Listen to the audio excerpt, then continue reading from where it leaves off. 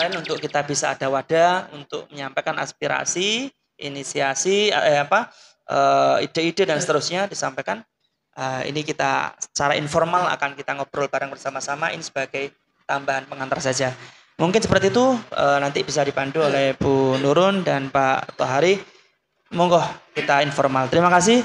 Wallahu muwaffiq ila aqwamit thoriq. Assalamualaikum warahmatullahi wabarakatuh. Baik, luar biasa Bapak Ibu. Rasanya saya seperti sedang kuliah menemui sebuah mata kuliah filsafat ilmu manajemen Islam. Beliau ini karena magister filsafat Islam ya, jadi epistemologi beliau ini mapan sekali. Jujur ini adalah sebuah kesempatan berharga bagi kita untuk sama-sama naik level Bapak Ibu. Saya jujur saja agak kecontalan tadi untuk menerjemahkan, memaknai satu persatu. Dan saya merasa ini nyawa yang kita tunggu-tunggu. Memang nyawa kita dalam kita berperan dimanapun ya harus ada ruhnya. Kalau hidup itu nggak ada nyawa berarti kan tidak hidup begitu. Boleh Bapak saya mungkin sedikit menginterpretasi, menerjemahkan dari apa yang disampaikan oleh Bapak tadi bahwa, kalih monggo diunjuk kopinya, bahwa agama itu menjadi sebuah poin penting untuk mengantarkan profesionalitas SDM. Saya mungkin sedikit menarik garis begitu. Posisi agama adalah sebuah hal yang sangat transendental, nyawa. Dan itu yang mengantarkan profesionalitas kerja kita, profesionalitas pengabdian kita ya harus dimulai dari agama. Untuk itu Bapak Ibu monggo, saya yakin panjenengan pernah menemui persoalan-persoalan di lembaganya ketika menemui sebuah problem sosial di lembaga, kemudian hampir-hampir kita kehilangan cara ya, kehilangan metode atau kehilangan matur suwun Bapak, kehilangan sebuah solusi. Hari ini berkenan Bapak hadir dan beliau akan menjawab dalam perspektif agama bagaimana kita meletakkan itu sebagai nilai yang fundamental dalam kita melakukan peran. Jujur saja Bapak bahwa kita di madrasah itu memiliki SDM yang sangat kompleks, sangat beragam. Kita tidak bisa memaksakan semuanya untuk menarik pada sisi ini dengan memaksa begitu. Artinya butuh proses by proses dan keteladanan menurut saya itu. Bapak Ibu monggo barangkali ada problem, ada masalah ketika misal ketemu gurunya ini diajak ngaji tadarus Quran aja yang datang kok cuma 5. Diajak rutinan jamaah sholat duhur berjamaah ternyata pada lari semua, cuma imamnya ya kepalanya sama muridnya.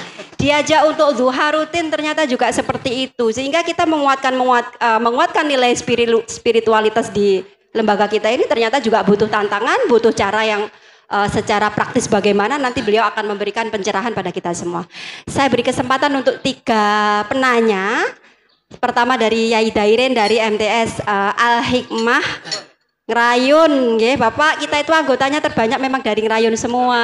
Betul, dan kan sambil saling mengenal. Nggih, saling mengenal. Nggih. Leres Bapak. Nggih, karena persoalannya pasti beda-beda Bapak, pasti beda-beda. Ada Yai Dairin, yang kedua sinten monggo Ustadz Mahfud nggih, Ustadz Mahfud, yang ketiga ya Ustadzah Fitri dari Amawadah. Baik, kita mulai dari Ustadz Dairin, nanti langsung dilanjutkan oleh Ustadz Mahfud dan Ustadzah Fitri. Monggo.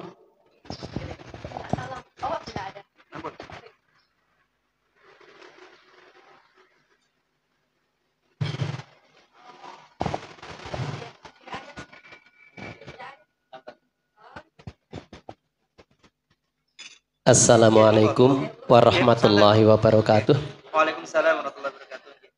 Bapak Kepala Kantor Kementerian Agama Kabupaten Ponorogo yang kami hormati, Bapak Kasih dan panjenengan pun Bapak Ibu Ketua KKM MTSN 1 yang kami hormati, Bapak Ibu anggota KKM MTSN 1 ingkang tansah kawula hormati.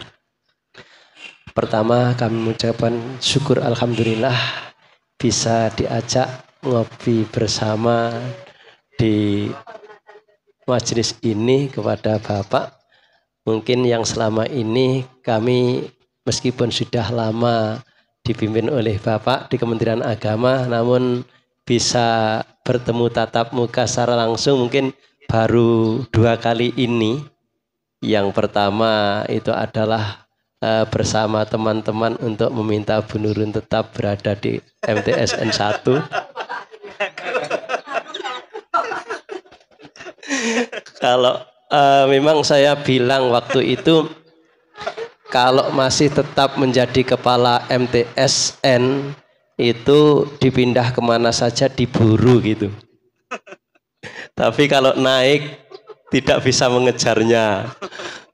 Saya yang menyampaikan itu kepada Bapak. Alhamdulillah beliau Ibu Nurun Nahliyah masih tetap berada di MTSN 1. Yang kedua, alhamdulillah pada kesempatan pagi hari ini diketemukan kembali pada acara Cafe Morning. Bapak, kami memang bapak-bapak ini rata-rata dari ngerayun sebetulnya. Jadi kalau seperti Pak Mahfud, Bu Fitri ini dari daerah datar. Kalau kami adalah dari daerah pegunungan. Ya, sedangkan saya sendiri ini memang sekolah saya itu unik. Jadi madrasah kami itu unik, mewah, melas, meli, anggun.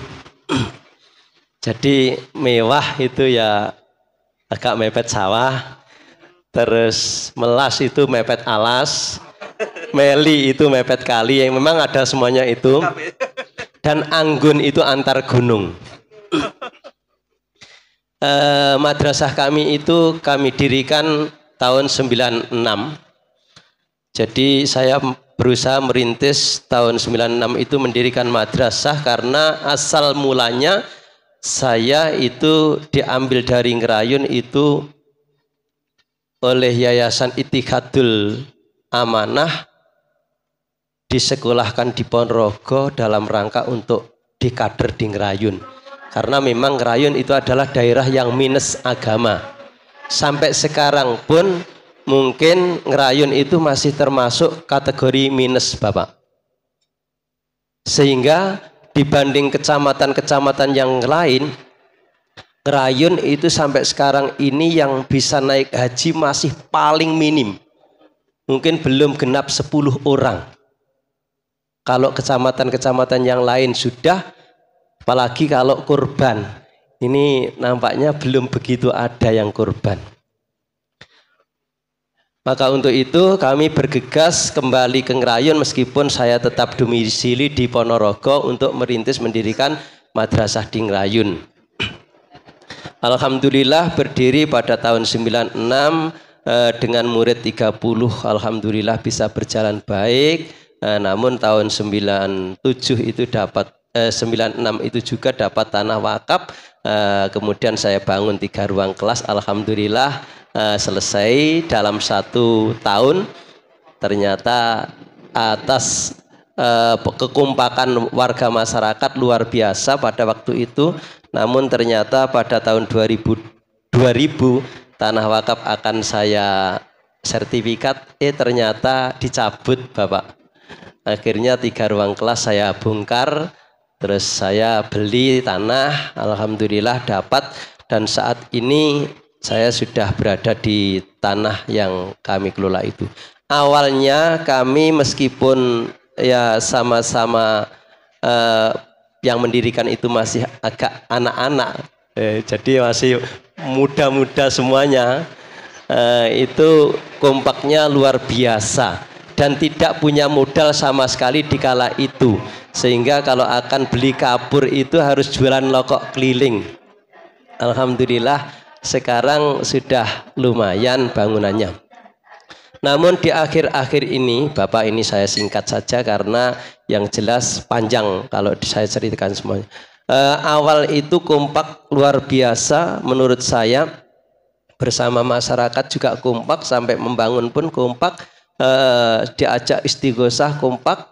diajak kegiatan-kegiatan pengajian itu kompak, tapi pada akhir-akhir ini ternyata kekompakan itu agak berkurang, Bapak. Saya sampai bingung.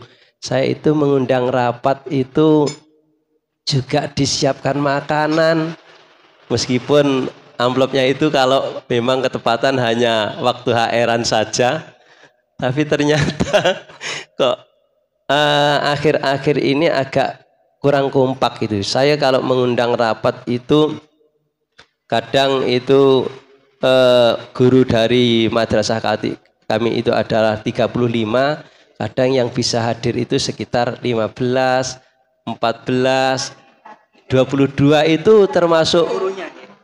iya. Rapat guru Iya, rapat guru. Saya sampai bingung. Terus saya tanya itu ternyata dari madrasah yang lain kok hampir ya begitu yang swasta. Ini apa yang melatar belakangi guru-guru yang saat ini kok ternyata kalau diajak rapat itu agak kendor, kurang semangat. Ini saya sendiri sampai bingung. Saya ajakan sebetulnya kalau memangnya kalau rapat saat ini kan tidak seperti dulu disurati satu persatu, hanya via WA. Apakah sebab itu atau bagaimana? Terus menurut saya karena sekarang sudah canggih kan WA saja sudah cukup, masa saya harus mengantarkan surat ke satu persatu guru itu. Ini makanya bagaimana solusi yang harus kami bangun kembali agar supaya Bapak Ibu guru madrasah kami itu bisa kompak kembali.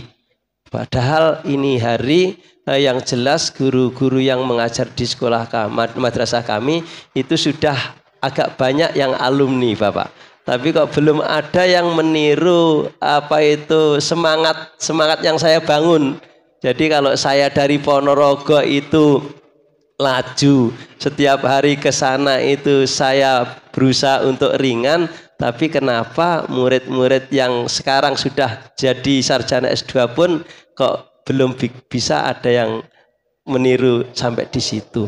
Makanya solusinya bagaimana kepada Bapak Kepala Kantor agar supaya madrasah kami yang di pinggiran itu bisa tetap eksis, bisa berkembang dengan pesat. Kalau kemarin-kemarin memangnya agak bagus Bapak perkembangannya, tapi di akhir-akhir ini karena di selatan saya itu juga berdiri madrasah sendiri, terus muridnya SD itu agak berkurang, akhirnya murid kami itu kurang. Dulu sempat 100 lebih, sekarang malah 40 kurang.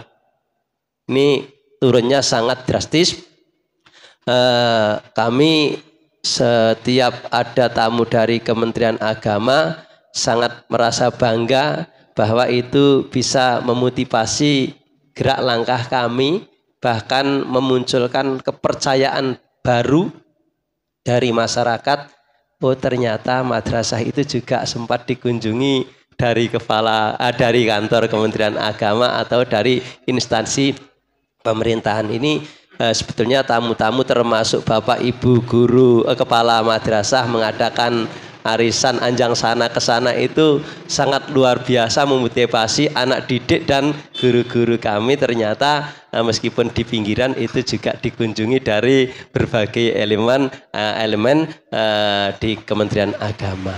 Mungkin itu Bapak Kepala Kantor yang saya sampaikan. Sekali lagi kami sangat berharap solusi yang terbaik untuk madrasah kami yang tercinta yang sudah saya dirikan sekian tahun.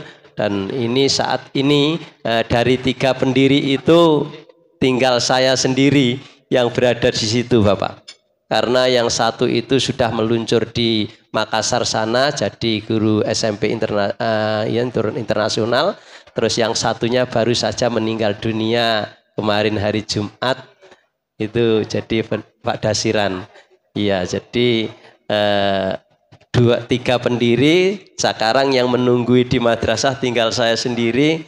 Kemarin saya sempat menangis karena saya teman curhat saya itu sudah tidak ada.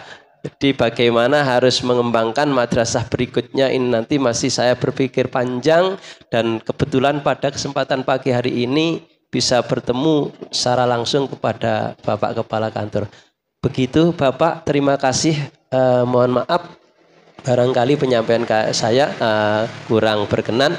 Wa akhiran, assalamualaikum warahmatullahi wabarakatuh. Waalaikumsalam warahmatullahi wabarakatuh.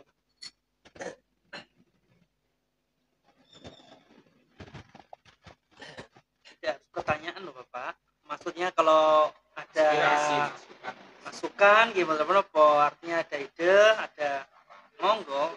Jadi bebas gimana. Assalamualaikum warahmatullahi wabarakatuh. Bapak Kepala Kantor yang saya hormati, teman-teman Kepala Madrasah Sanawiyah yang berbahagia. Perlu saya matur, saya dari Madrasah Sanawiyah Dipokerti, Jobar Jedes, Ponorogo. Sebelumnya kami KKM-nya di MTS 2 Ponorogo. Iya, lama. Dulu pertama di MTS Jedes 1 tahun, akhirnya kami dipindah di MTS 2 Ponorogo, kembali ke Jedes, kembali lagi ke sana. Sampai lama mulai dulu kepalanya Pak Kusto itu pernah di Jedes, saya juga diikutkan sampai ke Sanawiyah Negeri 2 Ponorogo. Sampai sekarang alhamdulillah, sekarang juga kembali lagi ke MTS N1 Jedes bersama beliau Ibu Nurun Nahdiyah. Niki satu wawasan baru bagi kami dan juga lebih dekat kayak terus kayaknya alhamdulillah energik sekali Pak. Didengarin ya. Bapak Ibu yang saya hormati, ini langsung saja ini fokus pada pertanyaan dan mohon solusinya. Perlu saya sampaikan bahwa madrasah kami itu juga sempat seperti yang disampaikan oleh Ustadz Zahirin tadi. Kami berangkat madrasah ini lewat lembaga pondok pesantren Dipokerti. Jadi pondok pesantren Dipokerti dulu itu kiainya kiai karismatik. Dengan karismatik itu dulu muridnya banyak. Artinya ustadz maupun ustadzahnya itu enggak pernah cari siswa maupun siswi ini enggak pernah. Kaya teko dhewe ngono lho. Lah akhirnya kaya turu semuanya. Setelah beliau meninggal, teman-teman khususnya dari pengajar ini tidur. Kayaknya udah enak, muridnya juga banyak yang berdatangan sendiri belajar di situ, rasanya nyaman.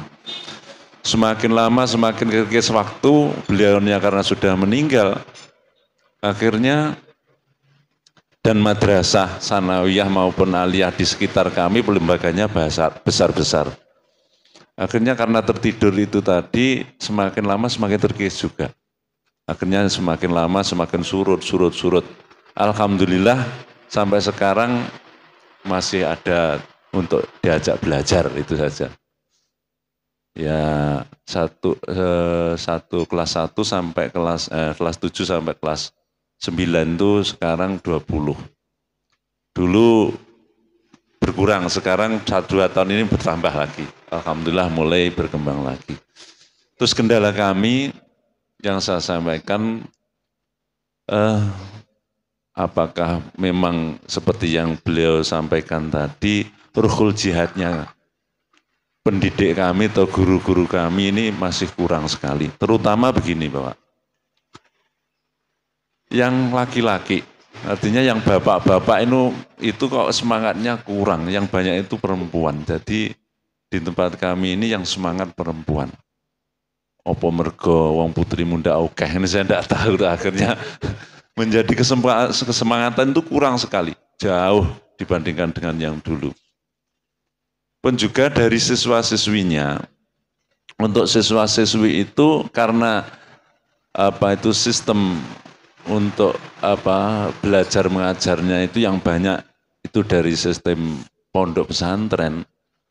Diajak seperti pondok pesantren yang dulu itu anak-anak itu enggak mau, artinya menjadi ketakutan kalau mau masuk di lembaga kami. Contohnya seperti hafalan, biasanya hafalan nazom dan sebagainya itu kalau di pesantren kan ditekankan betul. Mereka-mereka itu yang mau masuk di tempat kami takut akan hafalan. Nah, itu kan susah sekali. Padahal samping kami seperti Al-Islam itu juga yang dikuatkan untuk hafalan. Al-Islam jurusan itu. Kalau Mawadah saya kira enggak ngefek dari tempat kami. Ini itu yang banyak dari luar. Yang pertama itu. Yang kedua, kendala kami dalam kami mengelola anak-anak yang mau masuk ke tempat kami, padahal itu semuanya sudah komplit, artinya untuk lembaga kami itu juga ada tulisannya dan sebagainya. Seolah-olah tidak mengetahui tempat sekolahan kami itu ada sekolahan formal. Nah, ini mau solusinya bagaimana biar sekolahan kami khususnya nanti ya ora kok nyun ke Bu Nurun itu ya nanti. Dan juga terkadang begini katanya mereka itu lebih suka ke negeri karena ijazahnya negeri hanya itu. Padahal untuk ijazah kan kita juga sama. Ini yang saya sampaikan, mohon solusinya bagaimana biar kami nanti bisa menemukan kendala yang saya alami ini dari Bapak untuk memberi untuk pemecahan bagi kami sebagai pengelola madrasah di Pokerti. Mekaten matur suwun. Wassalamualaikum warahmatullahi wabarakatuh.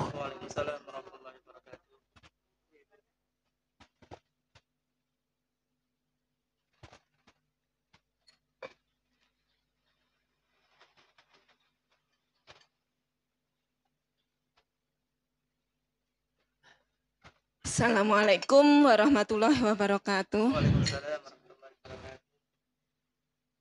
Yang saya hormati Bapak Kepala Kantor Kementerian Agama Ponorogo, yang saya hormati Ibu Ketua KKM MTSN 1 Ponorogo, yang kami hormati Kepala Madrasah KKM MTSN 1 Ponorogo. Saya dari MTS Al-Mawadah, Pesantren Putri Al-Mawadah, Cobar, Jetis, Ponorogo, satu desa sama Pak Mahfud, ya, MTS di Pokerti, Bapak satu desa, sama-sama pesantrennya, hanya saja tempat kami pesantren Putri Al-Mawadah, jadi semuanya cewek. Dalam di sini mewakili Bapak Kepala Ustadz Ridwan yang saat ini sakit, mohon doanya semoga segera sehat. Untuk pesantren kami Bapak ada MTS, MA dan juga SMK. Pendidikannya mulai dari playgroup, TK, SDIT, MTS, MA dan SMK itu tadi. Untuk kurikulumnya kami 100% kurikulum Gontor, 100% kurikulum Kemenak, Depak, Kementerian Agama. Jadi tiap harinya kami juga mata pelajarannya juga mata pelajaran negara dan juga mata pelajaran pondok. Jadi ini jadi satu. Yeah. Jadi karena 100% kami kurikulum Gontor, 100% kurikulum Kemenak, kami mengikuti segala yang digariskan Kemenak. Jadi kita mengikuti segala yang digariskan, yang diperaturkan. Sama dengan MTS di Pokerti, Pak Mahfud, dulu kami KKM MTSN 2 Ponorogo. Alhamdulillah sekarang MTSN 1 Jetes lebih dekat. Alhamdulillah kan satu kecamatan jadinya 5 menit nyampe. Di sini saya bukan bertanya atau gimana, tapi sedikit menambahkan Bapak. Nggih. Sedikit menambahkan. Tadi saya simak belum ada ini untuk peduli, ya, peduli, kepedulian, nggih, kepedulian. Nah, ini kepedulian untuk kami, ya, kami contohkan kami, gitu aja, ya. Kami ketika ada kritikan untuk Al-Mawaddah, kami merasa ya kritikan itu untuk kami, walaupun yang dikritikkan mungkin bukan bagian yang kami tangani. Ya, jadi kita sama merasakan, misalnya begini gitu. Oh, kita seperti kita juga memiliki, jadi kita merasa sama. Jadi harus ada rasa kepedulian, peduli. Peduli itu pun salah satu mungkin sifat terpuji yang diajarkan Rasulullah juga, ya, kepedulian, ya. Jadi kalau misalnya oh bagian ini ada begini gitu, ada kritikan mungkin dari luar, kita merasa juga merasakan. Jadi harus ada sikap peduli. Enggak kok yang penting tugasku iki ya wis ngoten. Nggih, udah selesai ya sudah. Ngoten mboten. Jadi ada rasa kita, misalnya kami Al-Mawaddah itu ya kami gitu. Jadinya ketika ada apa-apa dengan Al-Mawaddah, baik buruknya Al-Mawaddah juga ini kami merasa itu kami gitu. Jadi itu saja saya tadi menyampaikan menambahkan sedikit tadi ini untuk kepedulian antar sesama, misalnya antar pegawai, antar guru atau apapun lah, misalnya kalau di Al-Mawaddah itu ada anak rewel pas ketika kita yang ngajar, wah wong wali kelasnya bukan saya, bukan gitu. Tapi karena kepedulian, ya itu tadi. Ada lagi contoh ketika ada wali santri, beberapa wali santri yang mungkin mengkritik, oh ini bagian tamu penerimaannya ke wali santri kurang sopan atau kurang apa gitu, kita juga peduli gitu, seperti itu contoh di kami. Mungkin untuk di Kementerian Agama mungkin juga seperti itu, ditumbuhkan rasa kepedulian antar ini sesama juga gitu. Terima kasih, ada kurang lebihnya kami mohon maaf, itu saja sedikit dari kami. Akhirnya assalamualaikum warahmatullahi wabarakatuh. Waalaikumsalam warahmatullahi wabarakatuh.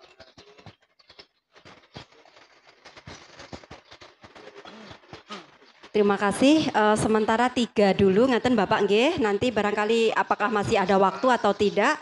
Yang jelas 2 pertanyaan adalah membutuhkan pencerahan, dan yang satu tadi saya kira menambahkan begitu. Monggo Bapak, waktu sepenuhnya kami haturkan.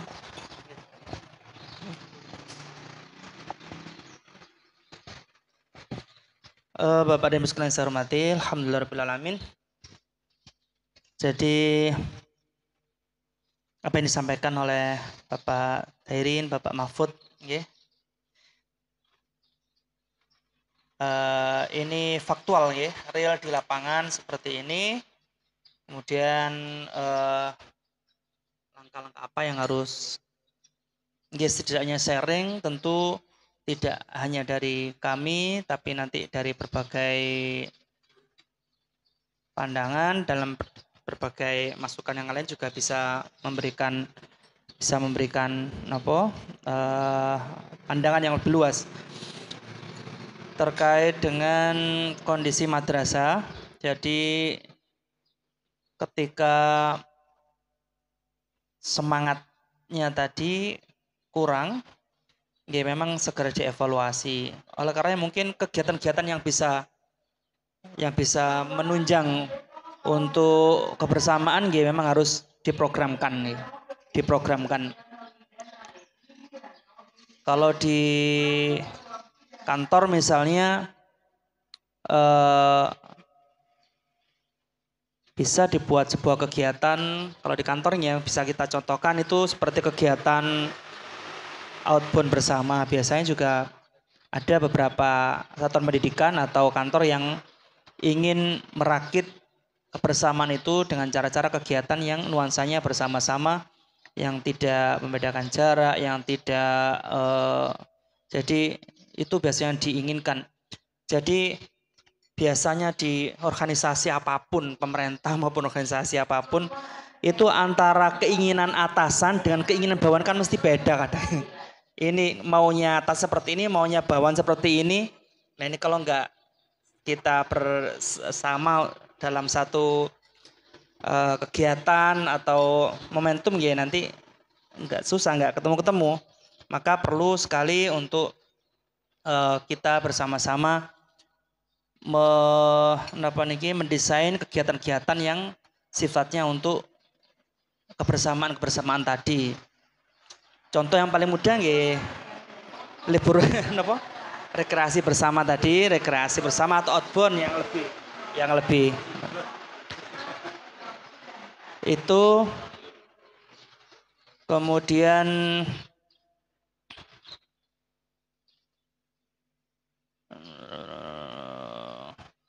semangat apa tadinya?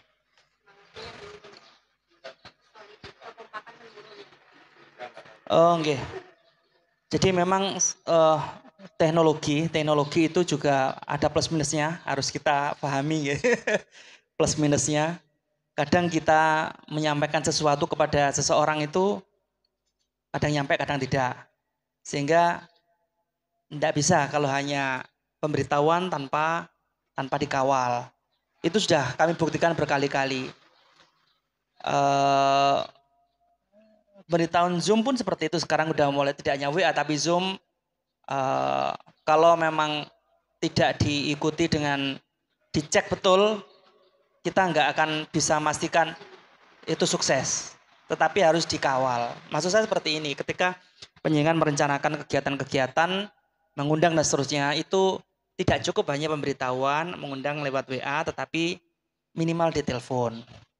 Di telepon itu berarti kita menghargai seseorang, menghargai dengan cara, kalaulah tidak bisa menyampaikan secara langsung, tentu telepon memastikan tidak bisa tidaknya itu lain daripada ketika hanya pemberitahuan via SMS dan seterusnya.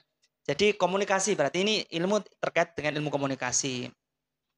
Kalau tadi kegiatan terkait kebersamaan dibangun, gimana caranya supaya punya rasa kebersamaan, kegiatannya didesain. Kemudian yang kedua terkait dengan komunikasi juga tidak boleh percaya pada teknologi saja tanpa ya kita perpadukan ini alat ini pendukung lah, mempercepat informasi iya. Tetapi untuk kesuksesan pelaksanaan harus dipastikan semuanya. Harus dipastikan sampai apa tidak.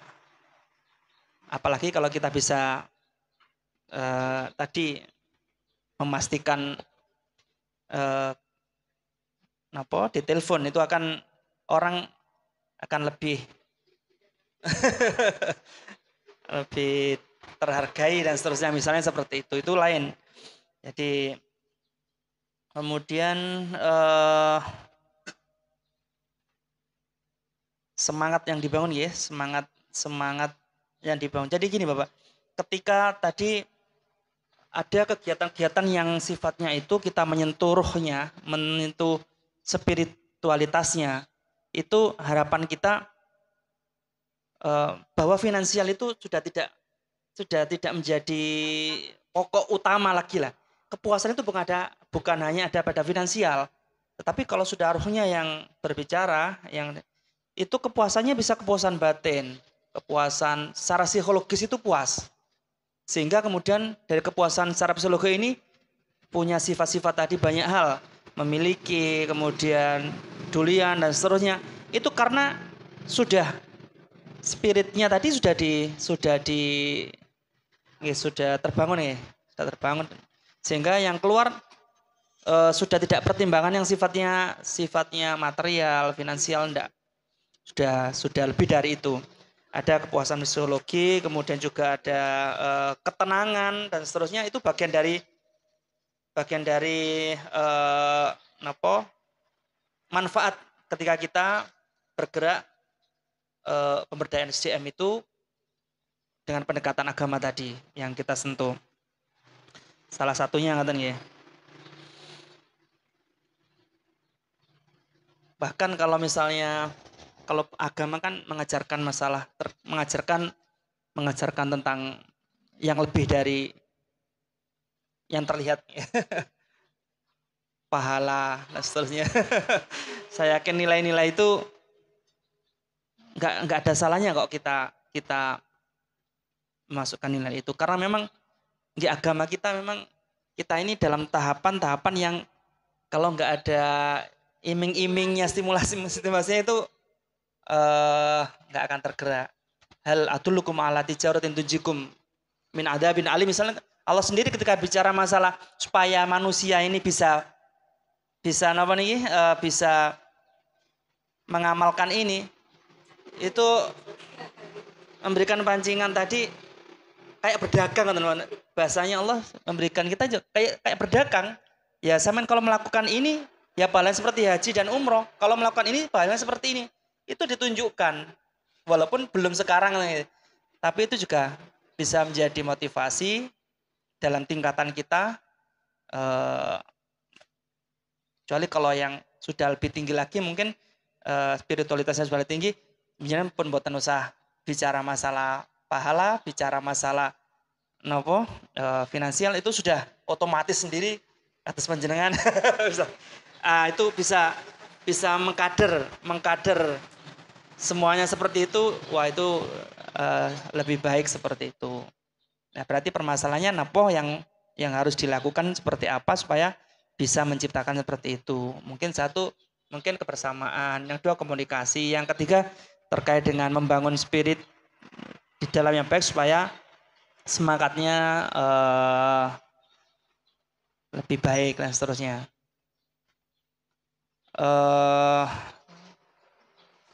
Kemudian yang kedua, niki mboten satu-satunya loh Bapak nggih. Ini kan sharing kan. Mboten satu-satunya jawaban, juga bukan satu-satunya solusi. Solusi banyak sekali penjenengan juga sudah punya, semua punya, hanya bagian dari kita sharing. Kemudian tadi Bapak Mahfud di Pokerti nggih, MTS di Pokerti. Nggak sama, semuanya memang butuh evaluasi. Kemudian di samping evaluasi juga harus mengetahui niki konsumen ya, harusnya mengetahui konsumen, keinginan konsumen itu seperti apa niku yang biasanya kita mengikuti keinginan konsumen seperti apa. Kalau di sana masyarakatnya seperti ini, keinginan seperti ini, tentu kita juga menyesuaikan, layanan pendidikan kita menyesuaikan. Nah, kenapa satuan pendidikan ataupun pondok pesantren bisa eksis? Ya karena memang bisa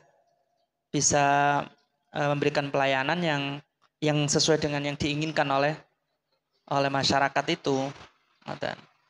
Jadi tadi tidak terkesan anak didik mau masuk takut suruh ini. Jadi maka kalau manajemen modern kan survei dulu sebelum membuka toko, sebelum membuka ini, sebelum membuka itu ada survei dulu untuk memastikan keinginan seperti apa sih, sehingga ketika hadir itu memang dibutuhkan model seperti ini. Nah, tapi kalau di saat pendidikan saya kira lebih banyak masukan itu menjadi modal, sama dengan kita melakukan survei yang diinginkan seperti apa, yang diinginkan oleh masyarakat. Kalau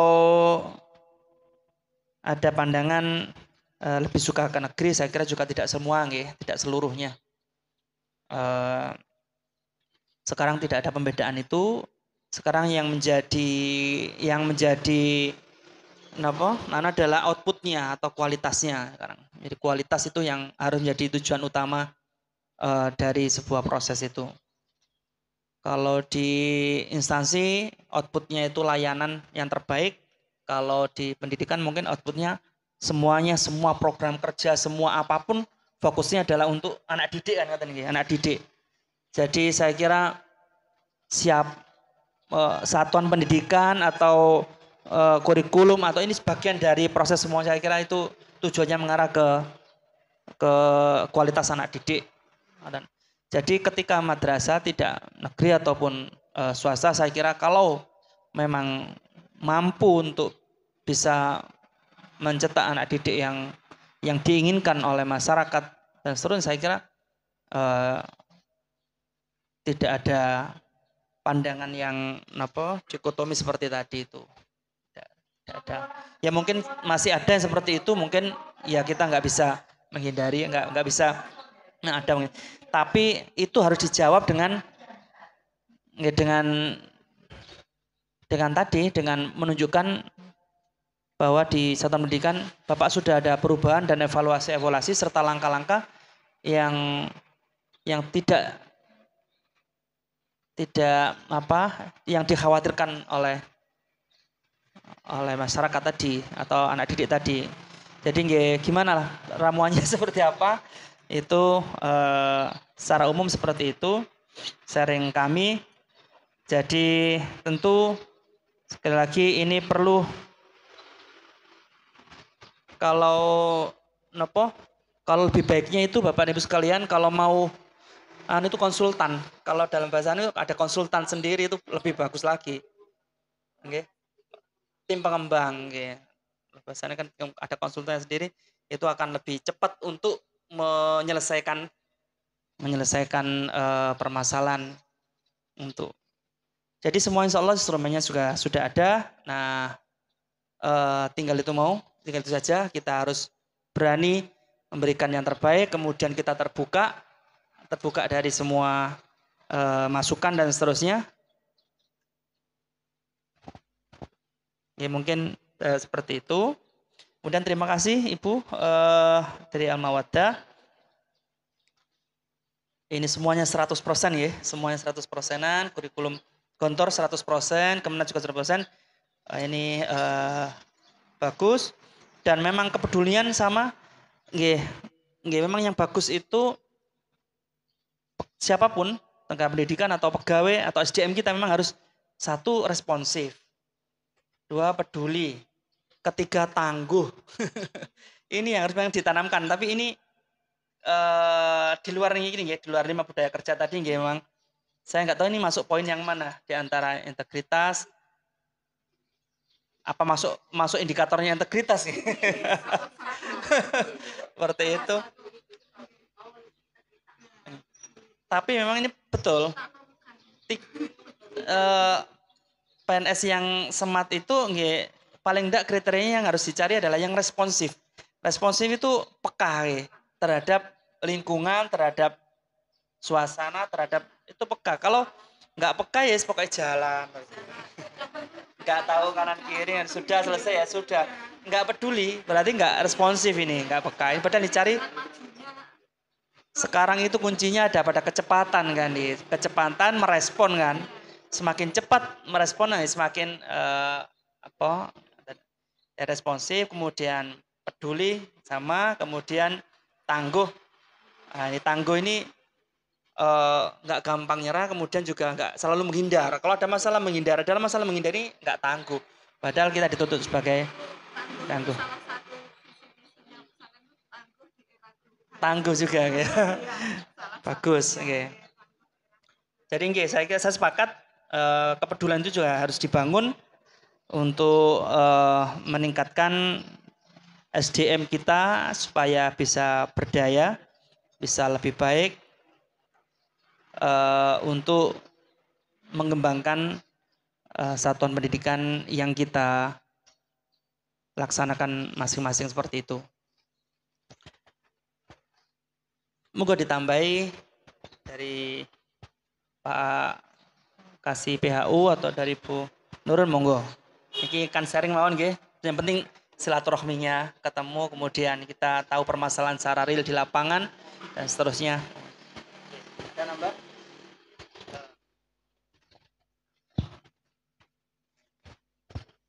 Bismillahirrahmanirrahim. Assalamualaikum warahmatullahi wabarakatuh.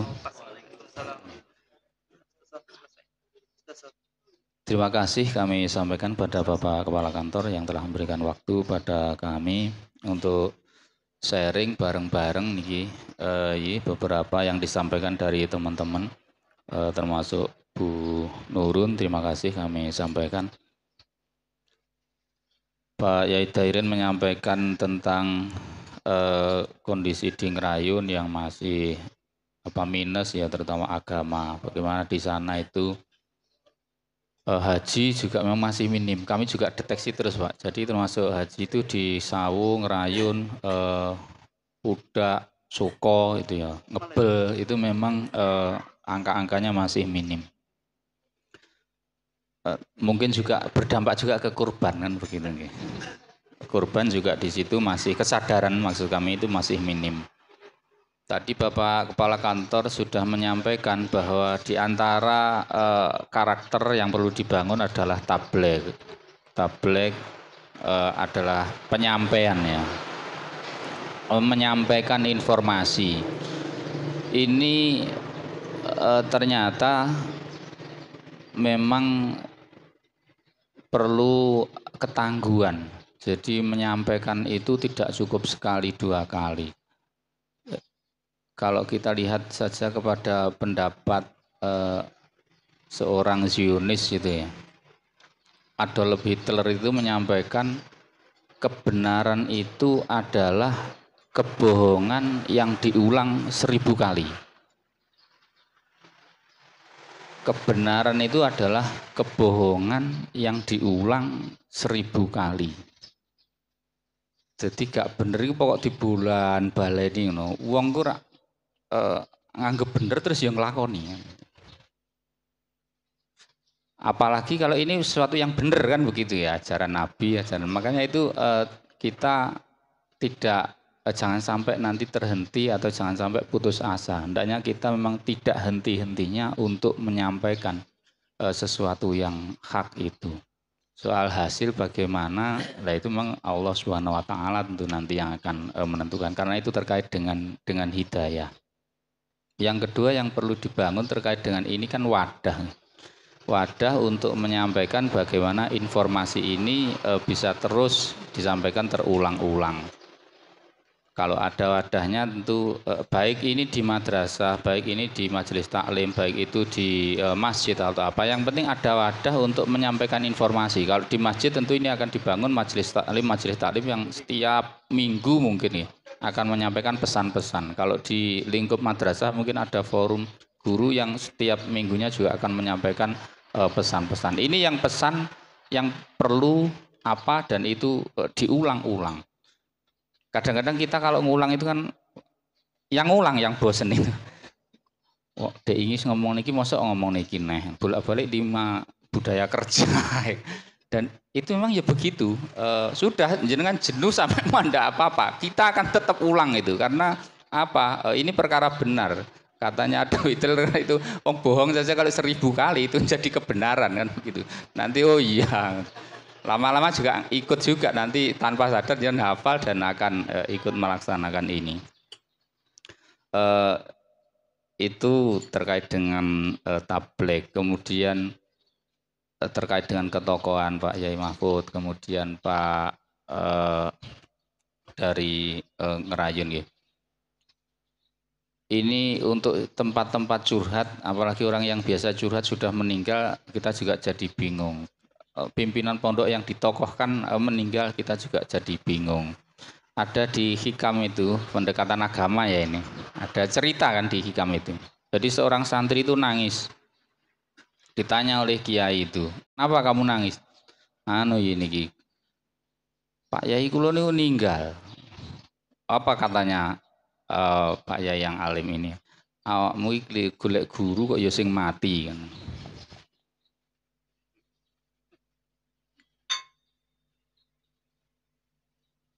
Jadi golek guru kok sing mati. Loh, kalau kita pikir ya ada loh guru yang nggak mati. Maksudnya apa? Bersandarlah kepada Allah, jangan bersandar kepada makhluk. Ini pasti mati nanti pasti hilang. Dan ketika itu hilang kita bingung. Ini artinya bagaimana kita bersandar kepada Allah ini berarti belum dalam posisi yang settle, belum dalam posisi yang pas itu ya. Iya. Itu pendekatan agama ya, karena kalau kita ngaji tentu nanti akan ketemu di situ. Dan dengan begitu maka kita akan ada kemampuan untuk menghadapi segala permasalahan ini. Tentu dengan segala upaya, soal hasilnya nanti tentu wallahu alam bisawab, sebab ada seorang penulis itu kan menyampaikan bahwa nanti yang ditanyakan di akhirat itu apa? Apa kamu Pak Dairin, apakah kamu sudah berhasil mendidik masyarakat di Ngerayun? Bukan itu yang ditanyakan, tapi yang ditanyakan bagaimana usahamu, kan begitu. Soal hasil memang nanti bukan yang ditanyakan, yang penting usaha kita. Saya pernah baca sebuah buku, jadi yang perlu direnungkan, yang ditanyakan nanti adalah bagaimana upaya kita. Soal hasil, sekali lagi kita berusaha dan semoga Allah akan mengiringi apa yang kita usahakan itu sehingga benar-benar bisa berhasil. Barangkali sedikit tambahan itu yang perlu kami sampaikan. Untuk sharing saja ini tentang pesan pendekatan agama dalam membangun Kementerian Agama baik di madrasah maupun di Kemenak sendiri. Kurang lebihnya mohon maaf. Bila taufiq wal hidayah. Assalamualaikum warahmatullahi wabarakatuh.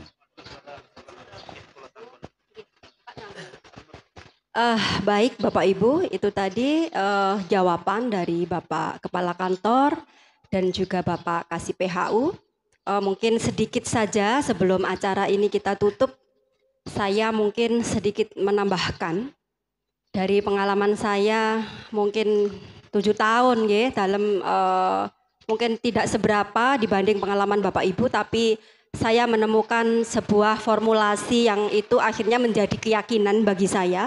Bagaimana memantapkan diri, memantaskan diri sebagai seorang leader. Bapak Ibu, saya yakin tahu selama 7 tahun itu saya berada di sebuah lembaga yang berbeda. Lembaga yang pertama itu sama persis yang Bapak Ibu alami, lembaga madrasah kecil swasta yang itu membangun SDM juga dari nol, dari sisi finansial juga artinya berangkat dari kita dan untuk kita, dan sekarang saya di MTSN 1.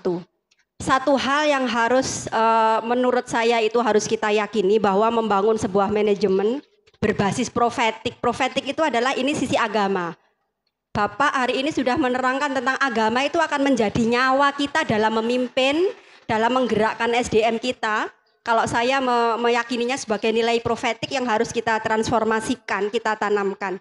Ada 4 hal Bapak Ibu, plan, do, check, act. Plan itu perencanaan, do adalah pelaksanaan, kemudian check itu evaluasi, dan act itu adalah tindak lanjut. 4 hal ini satu siklus yang menurut saya tidak boleh berhenti.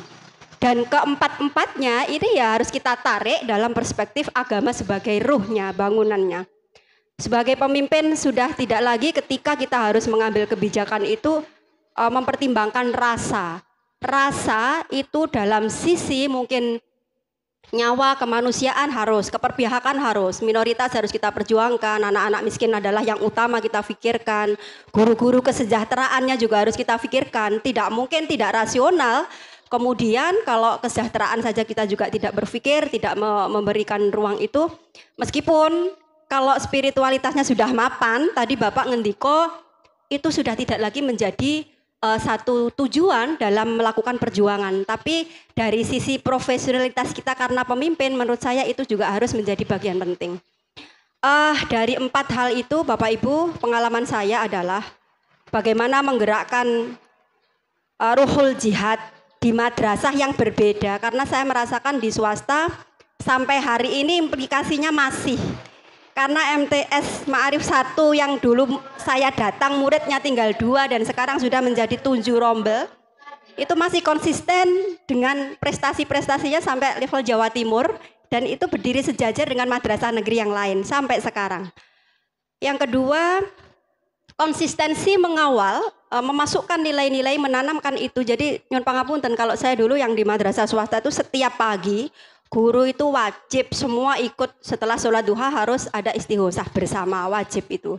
Jadi menyatukan hati, energi ini ternyata ya dengan nilai-nilai itu tadi efeknya luar biasa Bapak Ibu. Saya merasakan betul menghadirkan Allah dalam memulai sesuatu dalam sehari itu luar biasa. Kemudian yang kedua di MTSN 1 oke, Bapak Ibu bisa melihat bahwa di madrasah negeri itu besar, kemudian finansial juga sudah disiapkan sama negara, tapi membangun soliditas, menggerakkan nyawa SDM itu juga sama saja. Artinya butuh konsistensi, butuh kemampuan untuk bagaimana memberikan reward yang tepat, karena reward itu adalah stimulasi. Kalau Bapak tadi menyampaikan Allah saja memberikan jaminan atas apa ibadah yang kita lakukan. Maka ini bisa kita ambil bahwa memberikan reward pada mereka yang sudah bekerja lebih itu ternyata manjur sekali. Jadi saya itu tidak pelit ya, meskipun entah itu bentuknya apa hanya sekedar sertifikat, apa hanya sekedar reward sederhana, tapi atau setidaknya hanya sekedar ucapan terima kasih telah membantu saya, terima kasih telah mendampingi anak-anak berprestasi, terima kasih telah mau berkeringat sehingga madrasah ini semakin kokoh dan seterusnya. Alhamdulillah tahun keempat MTSN 1 memang saya sering menangis tiap malam itu karena diberikan kesempatan oleh Allah trust masyarakat yang sudah semakin mapan Bapak Ibu ya. Jadi kepercayaan masyarakat yang semakin naik di MTSN 1 itu saya yakin itu semua adalah karena kehadiran Allah yang luar biasa dan kita minta, kita nyuwun. Apa sih kekuatan kita begitu kan? Kita bukan siapa-siapa tapi kita menghadirkan Allah dengan terus-menerus. Jadi saya di MTSN 1 juga ada simaan Quran dan Dzikrul Ghafilin itu minimal setahun 2 kali. Kemudian tadarus Quran itu setiap 2 minggu sekali itu juga ada dan seterusnya. Yang ini saya yakin panjenengan sudah lebih dari yang saya lakukan. Hanya mungkin dari sisi profesionalitas yang mungkin ini kita saling berbagi ngeten Bapak Ibu nggih. Saya yakin bahwa ketika kita sudah dipilih oleh Allah menjadi seorang leader ini, Allah sudah membekali kita sudah terpilih dan saya yakin tugas kita adalah bagaimana kita memantaskan diri, bagaimana kita menguatkan. Kalau semangat kepalanya turun, satu saja level turun, maka partner kita, guru-guru kita akan turun bisa 5 kali levelnya. Untuk itu mempertahankan semangat itu pasti dimulai dari pimpinannya, leadernya. Dan kita manusia Bapak Ibu, kita itu manusia, akan bertemu dengan persoalan-persoalan di luar kedinasan dan seterusnya.